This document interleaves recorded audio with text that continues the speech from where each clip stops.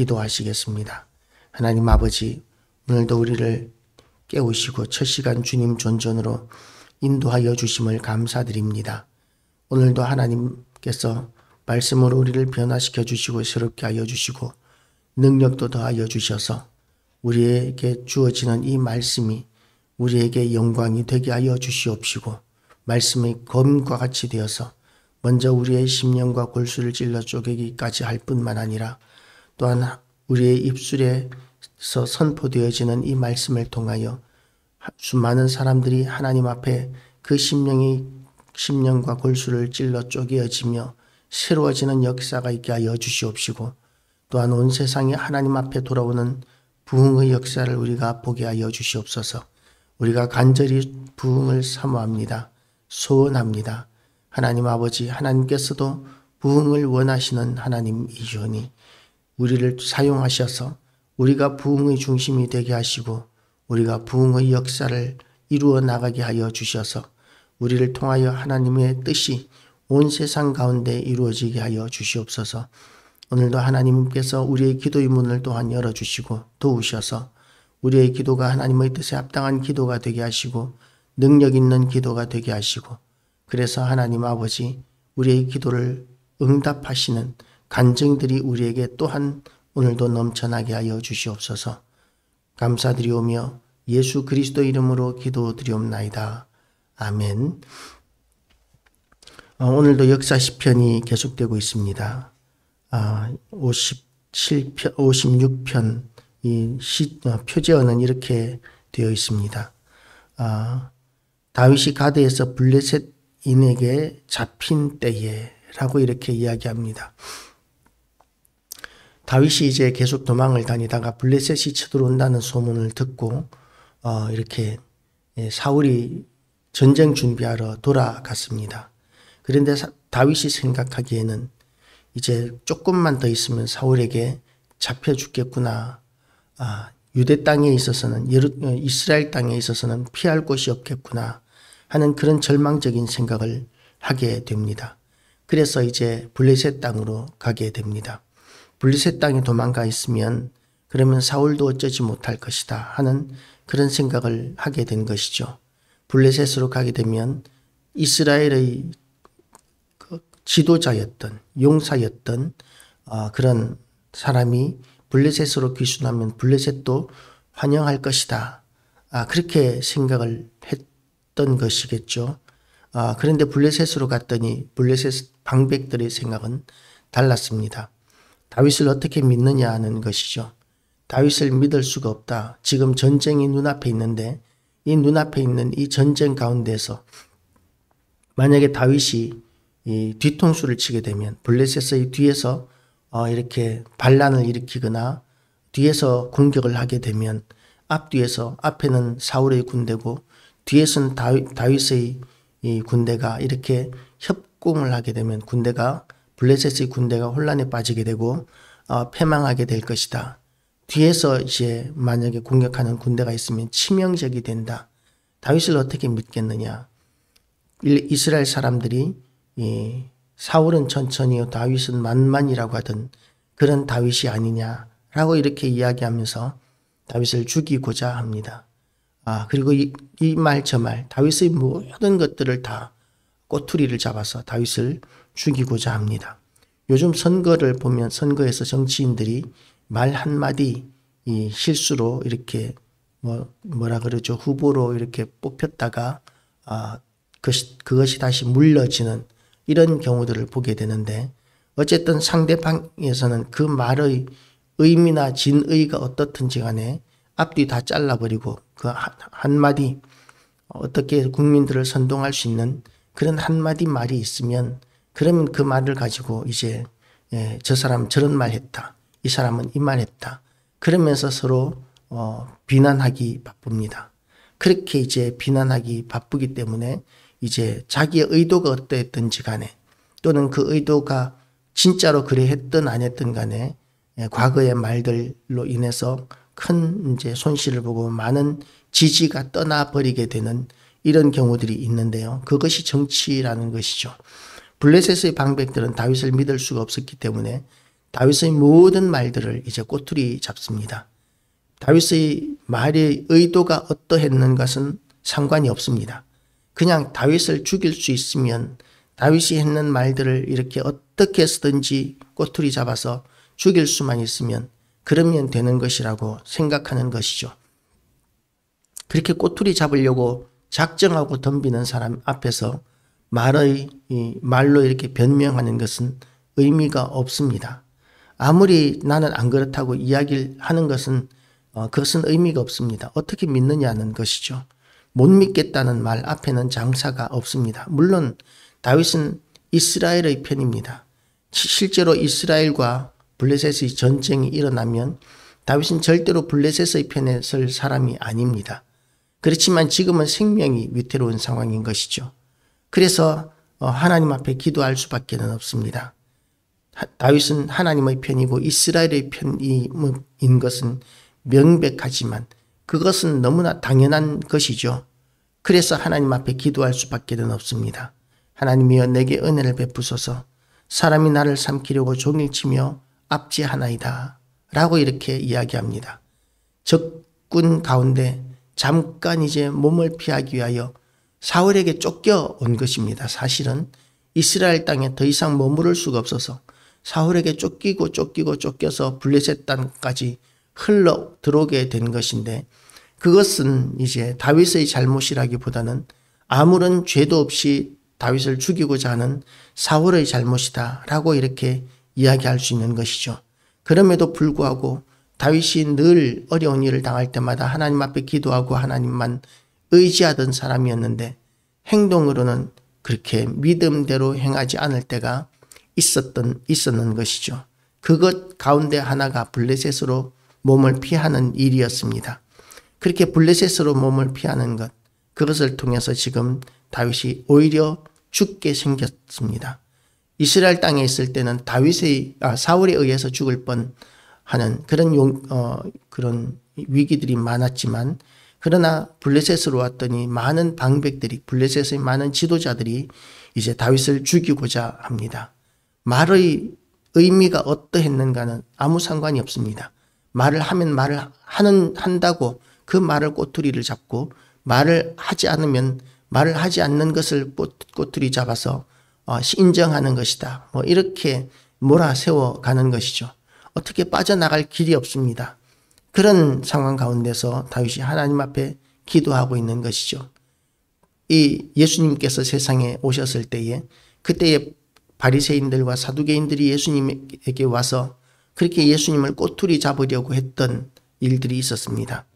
우리가 가이사에게 세금을 바치리까 말리까 어떻게 대답을 해도 꼬투리가 잡힙니다. 가이사에게 세금을 바치라고 하면 그러면 매국노가 되어버립니다. 어떻게 메시아가 로마의 편에 설 수 있느냐 그러면서 매국노가 되어버립니다. 세를 바치지 말라고 하면 로마에 대해서 반역자가 되어버립니다. 그러면 로마의 손을 빌어서 예수님을 죽여 버릴 수 있는 것이죠. 그런 목적으로 예수님에게 왔던 것과 같이 다윗이 지금 당하고 있는 이 상황이 어떤 말도 빠져나가지 못하는 그런 상황 가운데 있는 것입니다. 그래서 두려움에 빠지게 되는 것이죠. 사울에게 쫓길 때도 두려움에 빠지게 되었었는데 그런데 지금 블레셋 방백들 가운데 있으면 꼼짝 못하고 죽을 수 있는 그런 상황이 되어버렸기 때문에 두려워하게 됩니다. 두려움이라는 것, 이것은 사람이 존재하는데 굉장히 중요한 것입니다. 진화론자들은 이렇게 이야기합니다. 사람이 이렇게 생존할 수 있는 가장 중요한 이유 중에 하나가 두려움이었다. 두려움을 몰랐다면 만약에 두려움을 몰랐다면 사람은 멸종해 버렸을 것이다. 두려운 것을 피하고 무서운 것을 피할 줄 알았기 때문에 그래서 사람은 생존할 수 있었다라고 이렇게 이야기합니다. 두려워하는 것도 필요합니다. 그런데 두려움의 대상이 우리에게는 하나님이셔야 합니다. 하나님만 우리의 두려움이셔야 합니다. 내가 죽을까 봐 두렵고 실패할까 봐 두렵고 쫓길까 봐 두렵고 망할까 봐 두렵고 그러는 것을 요한계시록에서는 불신자와 똑같이 취급하고 있습니다. 두려워하는 자들과 우상 숭배하는 자들과 그런 포악한 자들과 이런 자들에게 대해서 하나님께서 심판하신다고 요한계시록에서는 이야기하고 있습니다. 그래서 우리는 하나님만 두려워하고 그리고 하나님 이외의 모든 것들에 대한 두려움은 내려놓을 줄 알아야 합니다. 그것이 우리의 믿음입니다. 그런데 지금 다윗은 지금 죽음을 두려워하고 잡히게 되는 것을 두려워하고 있는 것입니다. 그런데도 불구하고 다윗에게 우리가 본받을 만한 것은 그런 두려워할 만한 상황 가운데서 나타나는 그 두려움은 어쩔 수 없었지만 그 두려움을 하나님 앞에 나와서 기도하는 것으로 해결하고 있다는 점에서 우리가 다윗에게 본받아야 합니다. 우리는 두려울 때에 어떻게 합니까? 하나님 앞에 나아갑니까? 아니면 그냥 숨습니까? 아니면 다른 사람에게 도움을 청합니까? 우리는 다른 사람에게 도움을 청하기 이전에 또한 숨기 이전에 우리는 하나님 앞에 나아가서 하나님을 의지하고 그리고 하나님 앞에 기도하는 그것이 온전한 신앙인의 모습이다라는 것을 알아야 합니다. 내가 두려워하는 날에는 내가 주를 의지하리이다. 내가 하나님을 의지하고 그 말씀을 찬송하올지라. 두려움 가운데 하나님 앞에 기도하고 그 기도하는 가운데서 하나님을 찬송하고 응답하여 주신 것으로 믿기 때문에 찬송할 수 있는 것이죠. 하나님이 그 두려움보다도 훨씬 크다고 여기기 때문에 하나님을 찬송할 수 있는 것이죠. 그런 두려운 모든 상황 가운데서 하나님을 찬양하고 높이고 그리고 이제 하나님을 의지하는 것, 이것이 다윗의 믿음이었고 또한 우리의 믿음이 되어야 합니다. 하나님을 의지하게 되면 그러면 어떻게 됩니까? 그들이 종일 내 말을 곡해하며 5절입니다. 종일 내 말을 곡해하며 나를 치는 그들의 모든 생각은 사악이라. 왜냐하면 다윗의 정체를 밝히는 것보다 일단은 다윗을 믿을 수 없기 때문에 싹을 잘라버리고 죽여버려야 한다는 확고한 확신 가운데 있었기 때문에 다윗이 빠져나갈 수 있는 길이 없었습니다. 그들의 모든 생각은 사악합니다. 그냥 죽이는 것이 목적이기 때문에 그렇습니다. 그들이 내 생명을 엿보았던 것과 같이 또 모여 숨어 내 발자취를 지켜보나이다. 그들이 악을 행하고야 안전하오리이까. 다윗이 기어이 죽어야 이제 하나님 앞에서 안전하겠습니까?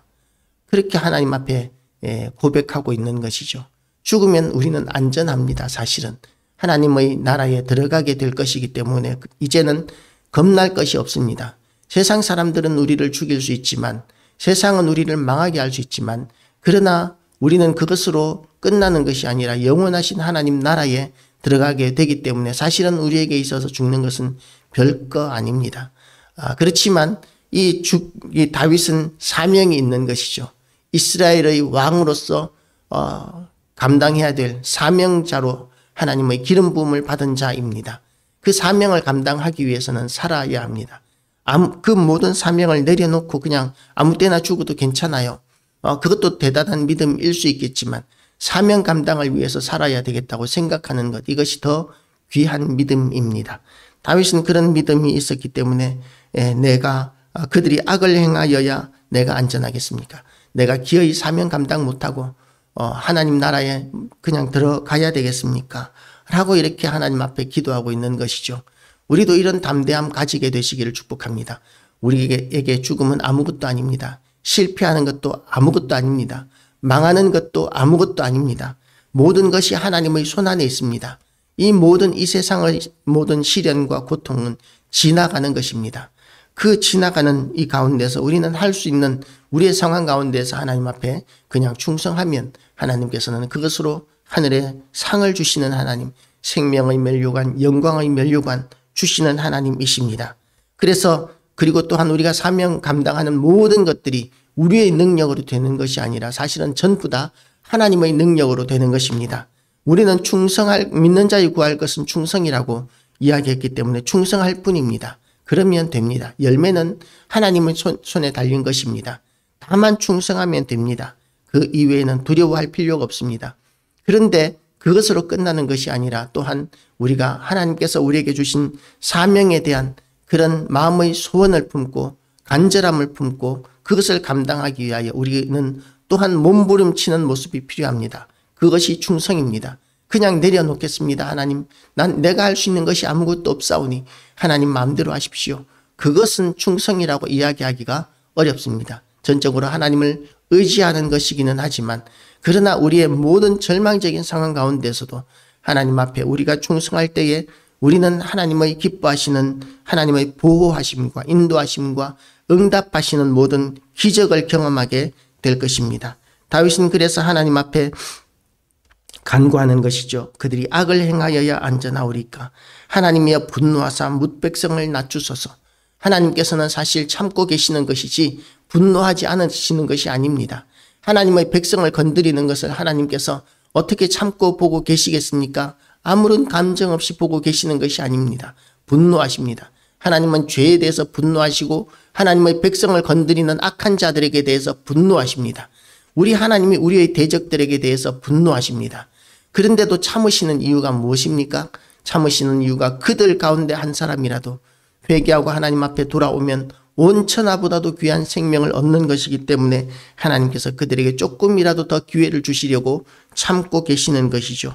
그렇지만 그것 때문에 믿음의 사람들은 이제 눈물을 흘리게 됩니다. 억울합니다. 하나님, 내가 이렇게 유리방황하는 것, 이렇게 아무런 이런 의미도 없는 삶을 살아가는 것 같은 이런 상황이 언제까지 계속되어야 합니까? 라고 이렇게 하나님 앞에 눈물을 흘리게 되는 것이죠. 그런데 우리 하나님께서는 우리의 유리방황하는 것, 아무런 의미 없는 것 같은 그런 삶을 살아가는 가운데 있다 할지라도 그것을 다 감찰하고 계십니다. 아무런 의미 없는 것 같이 느껴진다 할지라도 하나님 앞에서는 의미 없는 것은 아닙니다. 하나님은 마음 중심을 보시는 하나님이십니다. 우리에게 어떤 결과나 어떤 큰 영광이, 큰 일들이, 역사가 나타나야만 하나님 앞에 충성된 것이 아닙니다. 우리가 주어진 모든 순간 작은 것 하나이라도 충성하는 삶을 살 때 하나님께서는 우리를 통해서 영광을 받으시고, 그리고 우리는 알지 못하지만 하나님의 큰 역사의 수리받기 가운데서 중요한 계기가 되게 하는 그런 일들을 우리는 하나님께서는 우리에게 이루어 가실 것입니다. 내가 하나님을 의지하여 그의 말씀을 찬송하며 여호와를 의지하여 그의 말씀을 찬송하리이다. 그래서 우리가 할 것은 하나님을 찬송하는 것입니다. 충성할 뿐만 아니라 또한 우리의 모든 곤란하고 어려운 상황 가운데서 하나님이 응답해 주실 것에 대한 확고한 믿음을 가지게 되면, 그러면 그때는 또 하나님을 찬송합니다. 절망적이고 두려움이 그야말로 조금도 상황이 변한 것이 없지만 그럼에도 불구하고 다윗이 하나님을 찬양하는 이 믿음을 가졌던 것과 같이 우리가 하나님 앞에 기도했다면 기도로 끝나는 것이 아니라 하나님을 찬양하고 감사하는 것으로 마무리하는 것이 바람직한 기도입니다. 하나님께서 응답해 주실 것이라는 믿음 가지시기를 축복합니다. 역사하실 것이라는 믿음 가지시기를 축복합니다. 그러나 또한 하나님께서 침묵하시는 것도 응답이라는 것을 우리는 인정해야 합니다. 하나님은 선하신 하나님이십니다. 우리에게 어떤 응답을 주시든지 간에 하나님은 의로우신 하나님이십니다. 그래서 하나님은 찬송받으셔야 합니다. 내가 하나님을 의지하였은즉 두려워하지 아니하리니 사람이 내게 어찌하리이까. 그전에는 앞에서는 내가 두려워하는 날에는 이라고 3절에서 그렇게 시작하고 있는데 이 기도가 끝이 나는 부분에서 다윗은 이렇게 고백합니다. 내가 하나님을 의지하였은즉 두려워하지 아니하리니 사람이 내게 어찌하리이까. 하나님이여 내가 주께 서원함이 있사온즉 내가 감사제를 주께 드리리니 주께서 내 생명을 사망에서 건지셨습니다. 아직 건진 것은 아닌 것 같이 보입니다. 현실은 도무지 벗어날 수 없는 것 같습니다. 그러나 주께서 내 생명을 사망에서 건지셨습니다. 주께서 나로 하나님 앞 생명의 빛에 다니게 하시려고 실족하지 아니하게 하지 아니하셨나이까.